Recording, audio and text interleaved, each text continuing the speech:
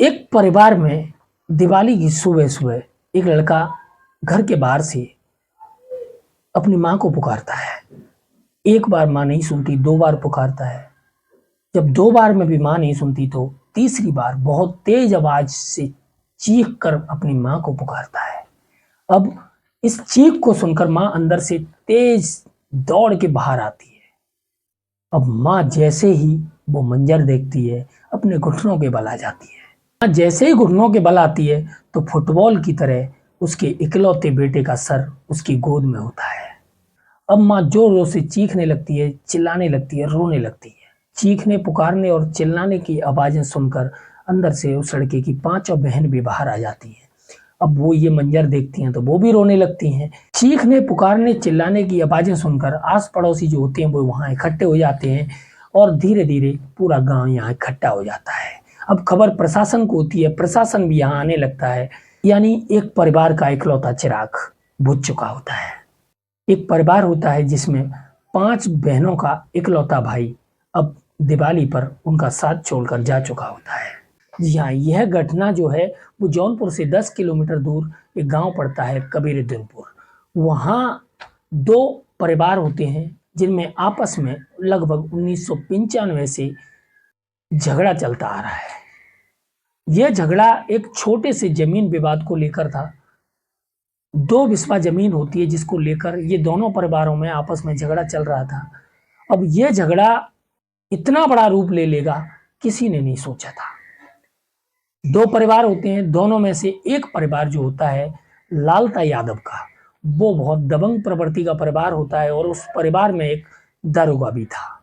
इधर जो रामजीत का परिवार है वो परिवार थोड़ा गरीब परिवार है और रामजीत को 5 लड़कियां और एक लड़का होता है जिसकी उम्र होती है 16 साल। अब रामजीत जो यादव है वो गांव के लोगों को इकट्ठा करता है, पंचायत करता है।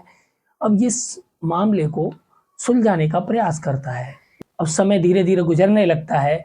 अब दिवाली से एक दिन पहले जो रामजीत यादव है उनका एक लड़का होता है 16 साल का, वो जो जमीन का टुकड़ा था उसकी साफ सफाई कर रहा होता है। अब इतने में लालता यादव के परिवार वाले आते हैं और उससे उल्टा सीधा बोलते हैं, गालियां देते हैं, झगड़ा करते हैं।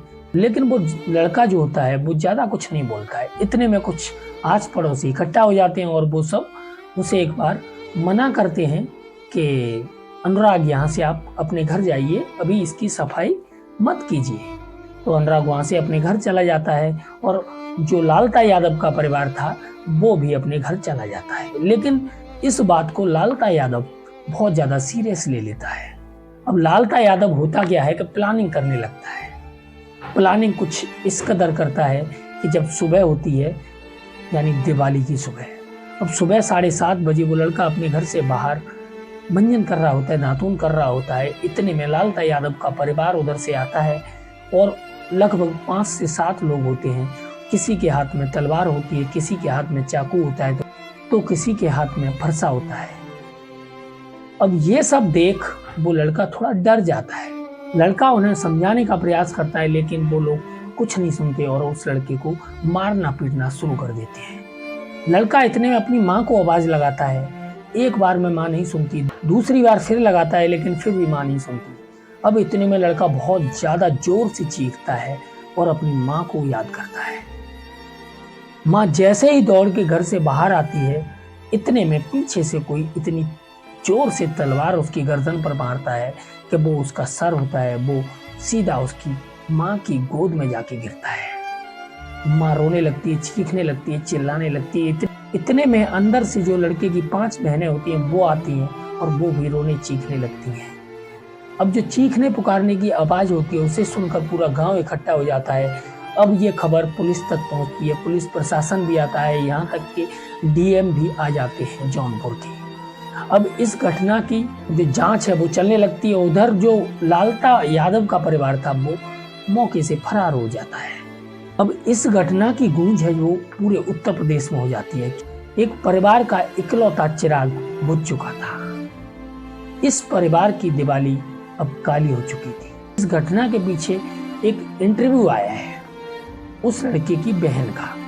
वो इस इंटरव्यू में साफ कह रही हैं कि हमने कई जगह पुलिस स्टेशन में जाके और लेखपाल को जाकर इस बारे में बताया, लेकिन हमारी कोई भी सुनने वाला नहीं था, क्योंकि जिस परिवार से हमारी दुश्मनी है वो परिवार में एक दरोगा है, वो किसी भी पुलिस वाले को हमारी अर्जी तक नहीं लिखने देते थे। हमारे बारे में कोई भी सुनवाई नहीं हुई आज तक। इस वजह से आज हमारा भाई मारा गया। अगर प्रशासन सही और उचित कदम नहीं उठाता है तो फिर हम खुद बदला लेंगे। हम चाहते हैं कि योगी सरकार और यूपी का पुलिस प्रशासन इस घटना पर सही कदम उठाए और हमें इंसाफ मिले। हमें सिर्फ और सिर्फ इन लालता यादव के परिवार वाले लोगों का, जिन्होंने हमारे भाई का मर्डर किया है, उनका एनकाउंटर चाहिए। अब इस पूरी घटना में गलती किसकी थी?